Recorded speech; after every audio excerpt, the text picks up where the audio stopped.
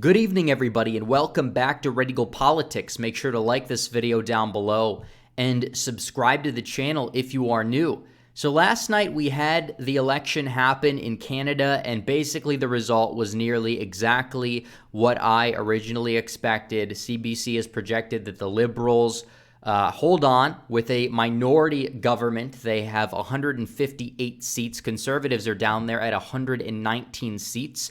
The NDP, the further left party, gained only one seat, contrary to what a lot of people expected. The Bloc Québécois actually gained 2 seats, and the Green Party lost one, but the People's Party of Canada did not gain a single seat. However, they were the outcome of this election in a way. They got 5%. There were plenty of ridings who could have gone to the Conservative Party but did not, because the PPC was there taking votes away from them. And in places like the Maritime provinces up in the Northeast where they didn't really have a PPC presence, those were some like ancestrally liberal ridings that actually flipped into the Conservative column for the first time in a long time. So it kind of tells you what the PPC was there for. Now, keep in mind, I'm not entirely saying that this is a bad thing, because the Conservative Party and the Liberal Party are nearly identical. I do not see a single difference between the two, except maybe for the fact that the Conservatives are a little bit more centrist when it comes to economic issues, because it seems like on social issues,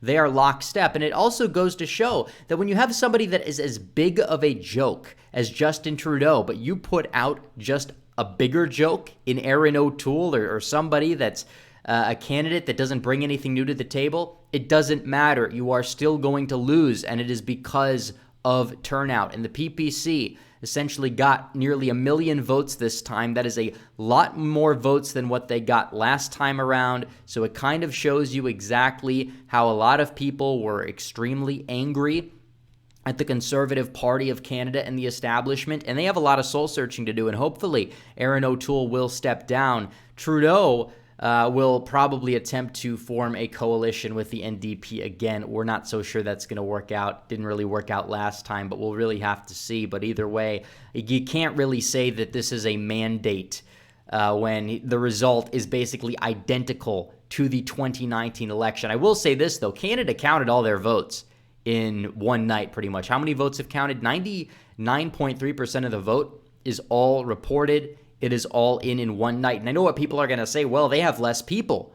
Well, they have roughly the same amount of people that California has. But literally, we don't even have 90% of the vote counted in California for an election that was 1 week ago. So whatever election system they have up in Canada, it's a lot more efficient, to say the least, than the one we have here, which I don't really like to look for other countries for guidance. But I will say this: if Canada's beating you at something, you're doing something very, very wrong. That's what I will say.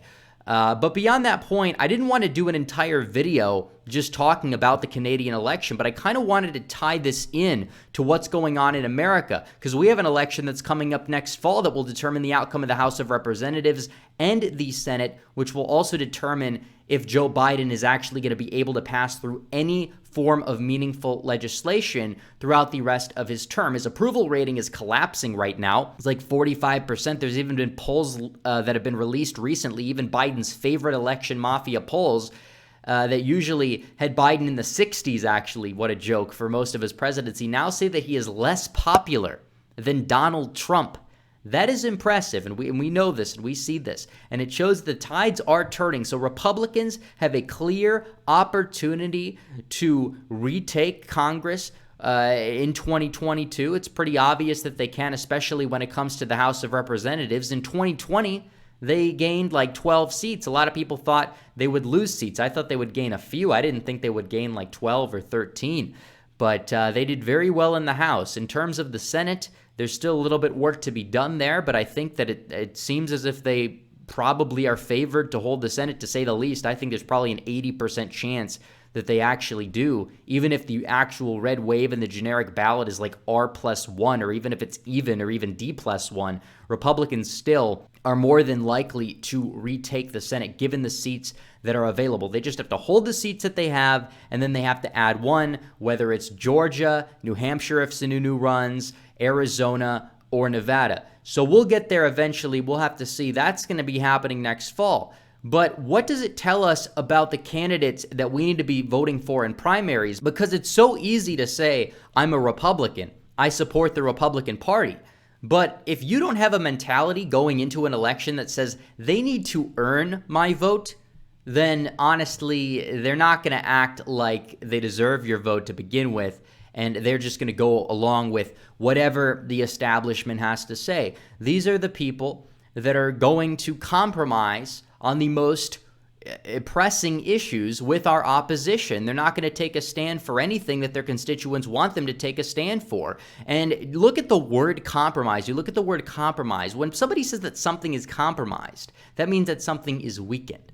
And the left rarely gives into our demands when it comes to an issue. They might do so only for electoral purposes from time to time. That's why Biden may talk a big game about the border crisis, but the truth is that the damage is pretty much already done for what that he's accomplished in 1 year at the southern border in terms of just letting everybody flow into our nation. But that's not compromise. That's already a victory for him in terms of playing the long game. Electorally, it's not a victory for him, but the fact that he has all these people here, if he is able to, at any given opportunity, give them amnesty, then we are going to be screwed in future election cycles, and it will take a long time for us to actually recover from that. If we are able to recover from it, either the Republican Party is going to cease to exist.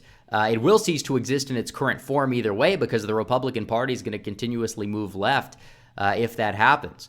And I think that a lot of the donors and the elites kind of want that to happen, at least when it comes down to social issues with the Republican Party, which is a major, major issue that we have to deal with. So, and you look at Canada and you see this here. You have 5% of the vote going to the People's Party of Canada because they are fed up with the current conservative order, because they are a joke. They were a joke in 2019. They've gotten to be an even bigger joke now. And they're such a big joke that Trudeau, who is not really that popular, ended up beating them. Yes, the Conservatives won the popular vote again, but it doesn't matter. The popular vote does not determine the outcome of the elections in Canada, just like it doesn't in America, and I don't believe it should in either place. So there you have it for that. But what I have to say, I have really three main takeaways about this. The first takeaway is the Republican Party needs to distinguish themselves from their opposition, and they need to do so.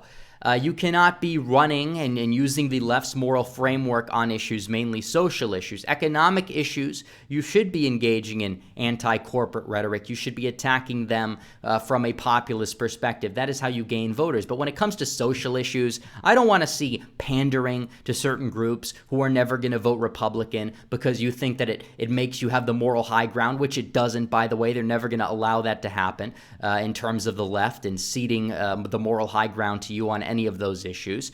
When it comes down to issues such as alphabet stuff, you don't need to be caving. I don't want to see any Republicans marching in pride parades to appease 2% of the population that aren't going to vote for them anyways either. And that's really the crossroads that we're at. You either double down on your base and you actually cater to them, and maybe you will add some people along the way, like Hispanics who crave authenticity, who like populist economics, but also like social conservatism. You can expand the coalition. That's really how you expand the coalition, though. You don't expand the coalition by this nonsensical pandering that nobody really even buys to begin with. So that's where we're at right now. But when it comes down to the economic issues, the economic side of things, that's where you can really branch out and try to get some of the working class, the white working class support up, because that's really what we should be trying to do, some disaffected voters. Add them to your column. And if the Republican Party is able to do that, they will win big in 2022 by creating a coalition. So that's really where they're at. They have to distinguish themselves from the opposition, especially on social issues. Economic issues, that's where you could play the double standards game a little bit. Show the fact that the left, they're really the real elites. Okay, that's, if anything, if you want to play the double standards moral framework game, that's how you play it. If you want to use their rhetoric against them, use it against them when it comes to issues like foreign policy, like elitism, because honestly, it's true. They are the real elites, even though they'll try to frame conservatives as the elites. And there are elite conservatives, but they're waning. Their days are numbered. Many of them have defected to our opposition already, and I see that as a good thing. So that's really it for that. But we also, number two, we need to bring something new to the table. You are not going to be able to repeat the same old establishment conservative talking points about small government and low taxes and wasteful reducing spending. And we don't like spending. We don't like high taxes. But this Republican Revolution, Newt Gingrich 1994 wave, and even the Tea Party wave of 2010, it's not entirely going to work this time. You have to attack globalization. That is important. The electorate has changed. Times have changed. Biden is a globalist. He is an elitist. You need to attack him and the Democrat Party on those issues and remake the Republican Party into a national populist party by voting in primaries. Make sure you vote for the national populist style type of candidates. And there are plenty of them running this cycle that are very good. They understand the issue of immigration very well. And I think the border crisis could be used to their advantage in primaries because immigration is becoming a hot button issue in 2022. And that effectively is going to help Republicans out significantly if they play their cards right. If they ignore the issue altogether, they lose that winning issue.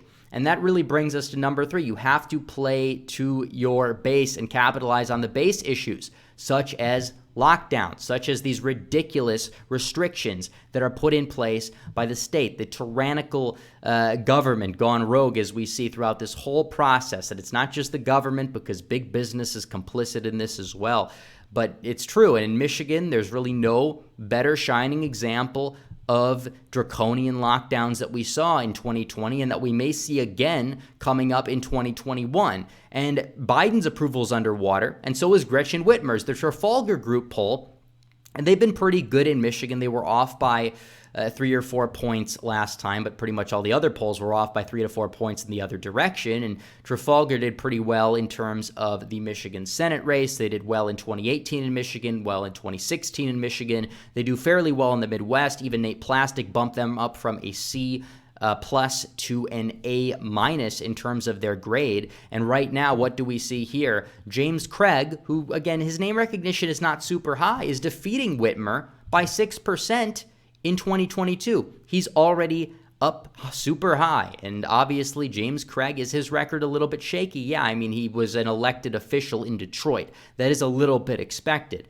But he's slated to take on Whitmer. One of the number one issues with Whitmer's leadership were her lockdown policy. A lot of conservatives are angry. Capitalize on it. Don't look at their push polls they put out that show like 70% of people approve of these restrictions. Those are leading questions. There's obviously a social bias when those questions are asked to the point where they may not be even answering the way that they truly feel. So you have to capitalize on these base issues because the people that care, obviously, we know how they feel. Look at the Pennsylvania statewide election referendum we had earlier this year. The people voted to restrict Governor Wolf's powers. That is very, very telling about this issue. So that's what we see. And honestly, I think that this issue alone can help grow the coalition because a lot of people, a lot of normies are fed up about this. So that's really where we're at right now. When it comes down to the Canadian election, it's very symbolic. I'm not saying Republicans are not going to have a red wave in 2022, but they need to play their cards right to have the biggest possible wave that they can to truly stop Biden's agenda. And that's really where we're at right now. So anyways, guys, thanks for watching this video. Please like this video down below, comment down below, and subscribe to the channel. Hit the bell for notifications so you never miss another video. Follow me on social media. The links are all in the description below. As always, guys, thanks for watching. Red Eagle out.